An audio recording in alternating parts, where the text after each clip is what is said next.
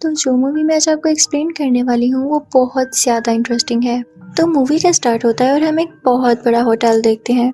उस होटल के एक बड़े से रूम में कुछ कपड़ों के ढेर लगे हुए थे और उस रूम में छोटे छोटे बच्चों को भेजा जाता है, जिनसे कहा जाता है कि आपको कौन सा ड्रेस उठाना है आप उठा लें। और वो बच्चे ऐसा ही करने लगते हैं। उनमें से एक लड़की एक वाइट कलर का ड्रेस उठाती है, लेकिन उस ड्रेस पर खून लगा हुआ था जिसे वो वापस रख देती है। अब हम देखते हैं कि सीन यहाँ पर चेंज होता है और सिटी की तरफ जाता है।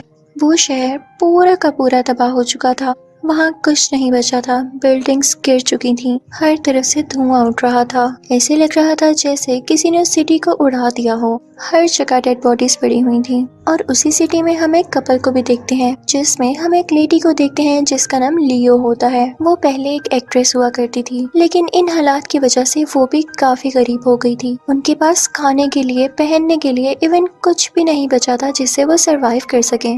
वो लोग काफी परेशान होते हैं और उनकी एक छोटी सी प्यारी सी बेटी भी होती है। वो लोग रोड पर चल रहे होते हैं कि एक घर से उन्हें कुछ अजीबोगरीब आवाजें आने लगती हैं। जैसे ही वो उस घर का दरवाजा खोलते हैं तो देखते हैं कि एक कपल ने खुद को हैंग कर लिया है, यानी सुसाइड कर ली है। उनकी बेटी भी ये सीन देख लेती है और काफी ज्यादा डिप्रेस हो जाती है। और वो कपल और उनकी बेटी परेशान होकर अपने घर वापस आ जाते हैं। फिर हम देखते हैं कि ये दिन भी बाकी दिनों की तरह गुजर जाता है। अगले रोज ये लोग नाश्ता कर रहे होते हैं, यानी ब्रेकफास्ट कर रहे होते हैं। लेकिन लियो काफी परेशान होती है क्योंकि इनके पास खाने के लिए कुछ भी नहीं होता। बाहर भी हर चीज डिस्ट्रॉय हो चुकी थी, यानी ये लोग बाहर से भी कुछ नहीं ले सकते थे और ना ही इनके पास पैसे थे। अब ये लोग इसी परेशानी में बैठे होते हैं कि एक आदमी वहाँ पर आकर ऐलान करने लगता है, यानी अनाउंस करने लगता है कि एक होटल ओनर ने ये बताया है कि उनके होटल पर आज सबका डिनर है। उन्होंने सबको पब्लिकली इनवाइट किया है। लियो काफी हैरान होती है और वो उस आदमी से कहती है कि ये होटल ओनर कौन है।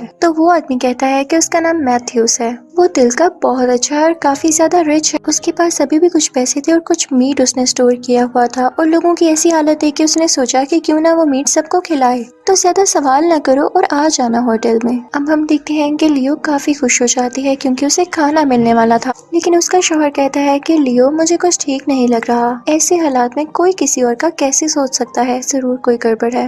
लेकिन लियो कहती है कि आप नेगेटिव मत सोचें। वो कह तो रहा था कि वो काफी रिच और अच्छा इंसान है। अब रात हो जाती है और वो सब अच्छे से ड्रेसअप होके उस होटल में जाते हैं। ये कपल भी अपनी बेटी के साथ उस होटल के बाहर जाता है, लेकिन इनको रोक लिया जाता है, ये कहते हुए कि सिर्फ बड़े अंदर जाएंगे, बच्चों को बाहर ही रहना होगा। लेकिन तभी वहाँ पर होटल का ओनर यानी मैथ्यूस आ जाता है और वो उनकी बेटी को प्यार करने लगता है और कहता है कि कोई बात नहीं, बुला लो, इतनी प्यारी तो बच्ची है। अब वो लोग होटल के अंदर चले जाते हैं। अंदर जाते ही देखते हैं कि होटल काफी चमक रहा होता है। वहाँ पर मैथ्यूस के कई ज्यादा सर्वेंट्स थे जो कि उन लोगों को सर्व कर रहे थे, और सर्व भी क्या कर रहे थे, मीट, बहुत ही अच्छी क्वालिटी का और टेस्टी मीट।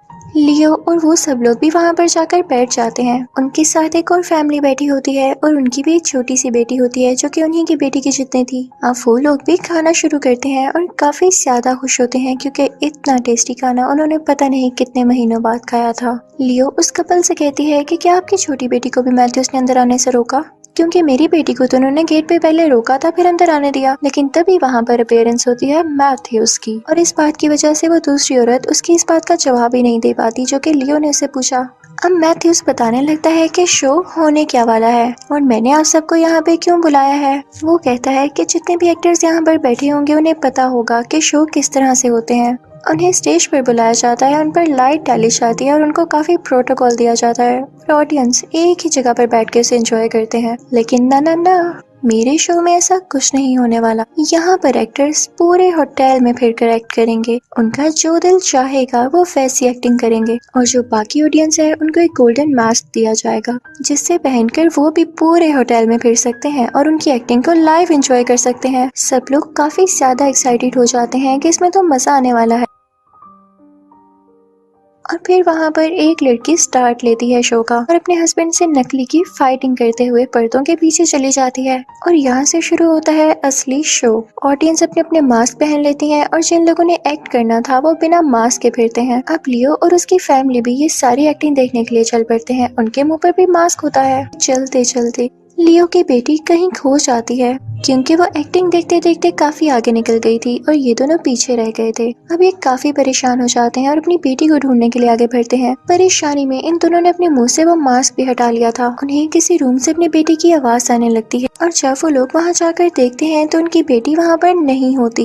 इवन काफी ज्यादा ढूंढने पर भी उन्हें अपनी बेटी नहीं मिल रही थी और तभी वहाँ पर वो दूसरा कपल भी आ जाता है जिनकी बेटी उनकी बेटी की जितनी थी। वो लोग भी लियो से सेम सवाल करते हैं कि क्या आपने हमारी बेटी को देखा? तो लियो कहती है कि मेरी अपनी बेटी खो चुकी है और अब वो लोग मिलके अपनी अपनी बेटियों को ढूंढने लगते हैं। यहाँ पर ये बात हमें काफी ज्यादा मिस्टीरियस लगती है कि पहले तो वो बच्चों को अलाउ ही नहीं कर रहे थे और फिर जब अलाउ कर दिया तो सारी ऑडियंस में से सिर्फ ये 2 बच्चियां ही क्यों गुम हुई और ये लोग आखिर थी कहाँ पर जो मिल ही नहीं रही थी।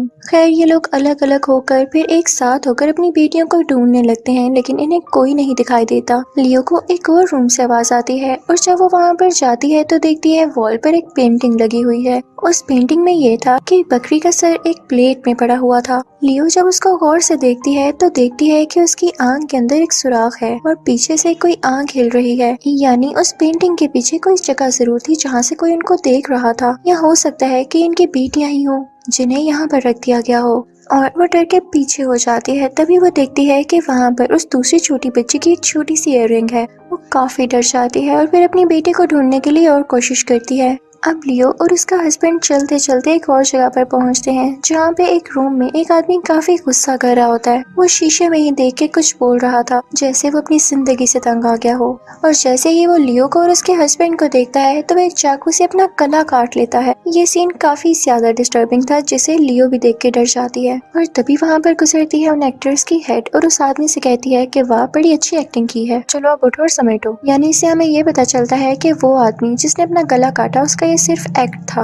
लियो और उसका हस्बैंड आगे बढ़ने लगते हैं क्योंकि उनकी बेटी अभी तक नहीं मिली थी। कि देखते हैं कि एक रूम के सामने उनकी बेटी की डॉल पड़ी हुई है। वो जब उस रूम के अंदर जाते हैं तो उस रूम में वही कपड़ों का ढेर होता है जैसा कि मूवी के स्टार्टिंग में हमने देखा। वहाँ पर वो दूसरा कपल भी होता है जिनकी बेटी खोई हुई थी। तो उनको एक ब्लड पाउच मिलता है और जब वो इंसान उसे टेस्ट करता है तो वो कहता है कि ये तो मीठा है और ये तो खून है ही नहीं। और साथ ही जब वो उस छोटी बच्ची की डॉल पर से वो खून टेस्ट करते हैं तो उसका भी टेस्ट वैसा ही होता है, मीठा मीठा। तो वो लोग कहते हैं कि परेशानी की बात नहीं, यानी इसी डॉल पर किसी ने ये नकली खून लगाया है और हमें ये शो करवाया है कि जैसे हमारी बेटियां खो गई हैं। हो सकता है कि ये भी एक्टिंग का एक हिस्सा हो, तो हमें परेशान होने की जरूरत नहीं है, हमें बस अच्छे से उन्हें ढूंढना है एक्टिंग का पार्ट समझ के। वहाँ ऊपर से लियो जब देखती है तो नीचे मैथ्यूज सबको समझा रहा होता है कि अच्छे से एक्टिंग करना क्योंकि हम एक फैमिली की तरह हैं। और तभी वहाँ पर कुछ लोग देखते हैं हम जो कि कुछ ट्रॉलीज में किसी के कपड़े लेकर जा रहे होते हैं। ये हमें पता नहीं चल पाता कि वो कपड़े हैं किसके।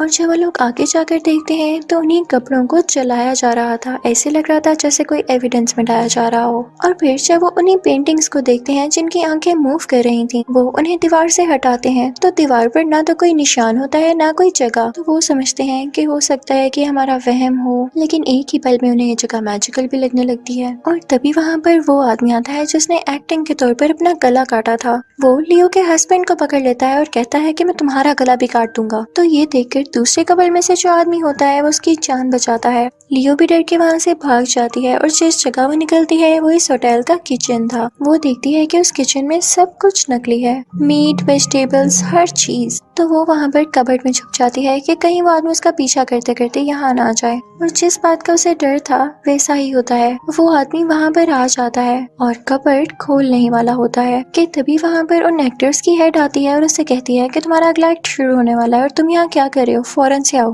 तो वो आदमी वहाँ से चला जाता है। इतनी ही देर में लियो कुछ न्यूज़पेपर्स पढ़ती है जिस पर ये लिखा होता है कि जो आदमी इस होटल को पहले ऑन किया करता था उसकी बेटी की यहाँ पर डेथ हो गई, तो किसी और ने इस होटल को खरीद लिया। और फिर उसके बाद लियो भी वहाँ से निकल जाती है तो देखती है कि मैथ्यूस बाकी लोगों से कह रहा होता है कि अब शो का राउंड 2 है और तुम्हें और अच्छी एक्टिंग करनी है। अब जो लोग पहले एक्टर्स बने थे वो ऑडियंस बनेंगे और जो लोग ऑडियंस बने थे वो एक्टर्स। और याद रहे अब की बार एक्टिंग इतनी ज्यादा स्ट्रॉन्ग हो कि लोग उसे जज ही ना कर पाए कि एक्टिंग है या रियलिटी। चाहे तुम उनकी रूह हिला दो या उन्हें डरा दो। अब हम देखते हैं कि पहले एक्टर्स पता नहीं कहाँ चले गए थे और जो लोग पहले ऑडियंस थे वो अब एक्टिंग कर रहे थे और उनको देखने के लिए नई ऑडियंस आ रही थी, उसी तरह से जैसे वो लोग कभी ऑडियंस बन के आए। अब लियो वहाँ पर चलने लगती है। उसे एक बटन दिखाई देता है जिसे प्रेस करने के बाद एक जगह ओपन होती है और वो उसमें गिर जाती है। वो एक फॉरबिडन टनल थी जहाँ पर किसी को जाने की इजाजत नहीं थी। और जब लियो वहाँ पर गिरती है तो देखती है कि वॉल में सुराख हुए हैं और ये वही होल्स थे